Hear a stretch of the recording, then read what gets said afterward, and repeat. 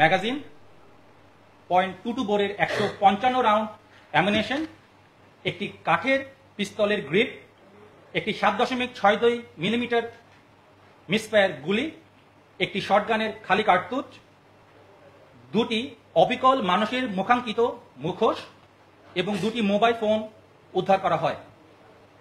পরবর্তীতে জিজ্ঞাসাবাদকালে জানা যায় যে তার পূর্ণ নাম মুশফিক উদ্দিন টগর এবং তিনি 2002 সালে ব্যাপকভাবে চাঞ্চল্য হওয়া বুয়েট শিক্ষার্থী সাবিকুন নাহার সনি হত্যা মামলার একজন অন্যতম আসামি ছিলেন। প্রাথমিক জিজ্ঞাসাবাদে ধৃত আসামির নিকট থেকে চাঞ্চল্যকর অনেক তথ্য আমরা পাই।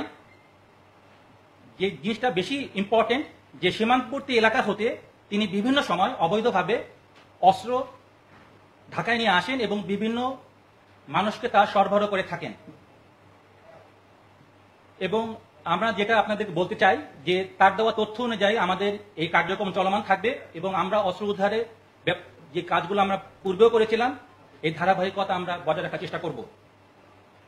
ধৃত আসামির বিরুদ্ধে আমরা লালবাগ থানায় একটি অস্ত্র মামলা রুজু করার বিষয়টি বর্তমানে প্রক্রিয়াধীন রয়েছে। সকলকে অসংখ্য ধন্যবাদ। আপনাদের কোনো জি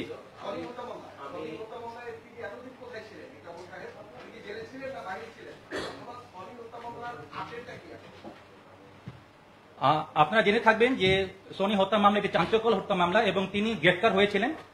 তিনি মূলত প্রথম গ্রেফতার হন 24 জুন 2002 সালে। পরবর্তীতে উনি 20 আগস্ট 2020 সালে কারাবিধি 569 ধারায় কাশিমপুর কারাগার থেকে উনি মুক্তি লাভ করেন এবং পরবর্তীতে উনি স্বাভাবিক জীবনযাপন করছিলেন। এবং এই ঘটনার সাথে আসলে ওই বিষয়টা আমরা প্রথমে মূল্যায়ন করিনি, আমরা অস্ত্র উদ্ধারের বিষয়ে গিয়েছিলাম আর পরবর্তীতে আমরা এই বিষয়টা অবগত হই যে উনি এই মামলার সাথে সংশ্লিষ্ট ছিলেন এক সময়। উনি কাদেরকে অস্ত্র সরবরাহ করেছেন, কতগুলো মানুষকে মানে সন্ত্রাসীদের কাছে দেওয়া হয়েছে, আর উনি কোন রাজনৈতিক দলের নেতার ছত্রছায়ায় ছিলেন? এই বিষয়ে আমরা এখনো আপনাদের স্পষ্ট কোনো তথ্য দিতে পারছি না, বাট আমি আশা করছি যে তদন্তকারী কর্মকর্তা এই বিষয়ে আরো বিস্তারিত তদন্ত সাপেক্ষে বিস্তারিত তারা তথ্য আমাদের দিতে পারবেন। কারণ আমরা যতটুকু ইনিশিয়াল আমাদের যে আলামতগুলো আপনারা সামনে দেখতে পাবেন বা মাস্ক দেখতে পাবেন বা অস্ত্রের যে বিভিন্ন কার্টুজগুলো দেখতে পাবেন, এই সার্বিক বিষয়টা আমরা বিবেচনা করে যেটা বুঝতে পারছি তিনি তার কাছে আরো অস্ত্র সন্ধান থাকতে পারে এবং এটি বিস্তারিত তদন্তের অবকাশ রয়েছে। এই ব্যাপারে তিনি স্পষ্ট করে আমাদেরকে এখনো স্বীকার করেন নাই। জি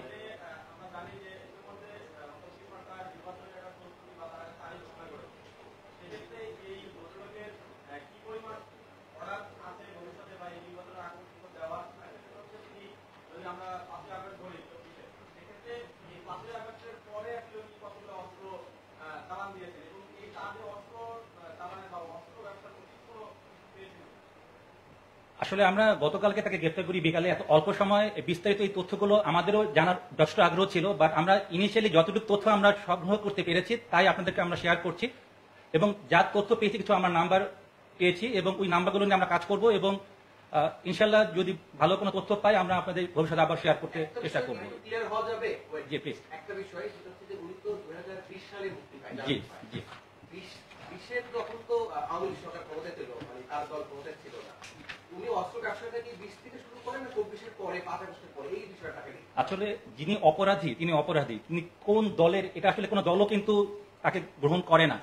আমরা তাকে অপরাধী হিসেবে বিবেচনা করছি এবং তার কাছে যা পাচ্ছি আমরা যা সামনে যা দেখতে পাচ্ছেন যা পাচ্ছি সেটাকে আমরা বিবেচনায় নিয়ে আমরা যদি আরো তার কোনো বিস্তারিত তদন্তের মাধ্যমে জিনিসটা বের করা সম্ভব।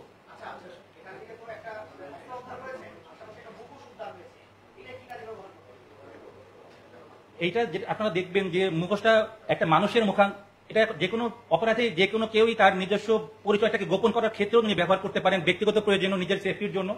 এছাড়া অন্য যে কোনো অপরাধী সে জড়িত হতে পারে। এখন অপরাধী কখনো প্রথম ধাপেই তার সকল তথ্য আমাকে শেয়ার করাটা স্বাভাবিক না, বাট আমরা যতটুকু আমরা করছি। এছাড়াও তার মুগদা থানায় তার একটা আমরা যতটুকু আমরা পিসিপিআর চেক করলাম তার একটা মাদকের একটা মামলা রয়েছে।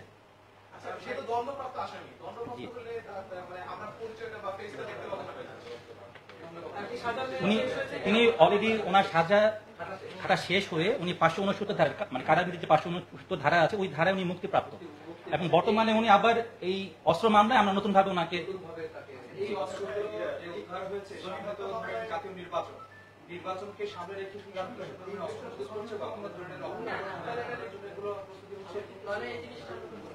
না, এমন কোনো তথ্য আমাদের কাছে এখন পর্যন্ত আমরা পাইনি, এবং এটা তার ব্যক্তিগত প্রয়োজনেই বা ব্যক্তিগত কোনো কাজের প্রয়োজনে তিনি ব্যবহার করছেন বলে জানা যায়, এবং বিক্রি করার এই ইয়াতেই তার, বাট উনি কাদেরকে যে প্রশ্নটা আপনারা অলরেডি করেছেন আমাকে, যে কাকে উনি দিচ্ছেন, এই তথ্যটা যদি আমরা পাই তখন আমরা সুনির্দিষ্টভাবে আপনাকে আমরা এই তথ্য সহায়তা করতে পারবো।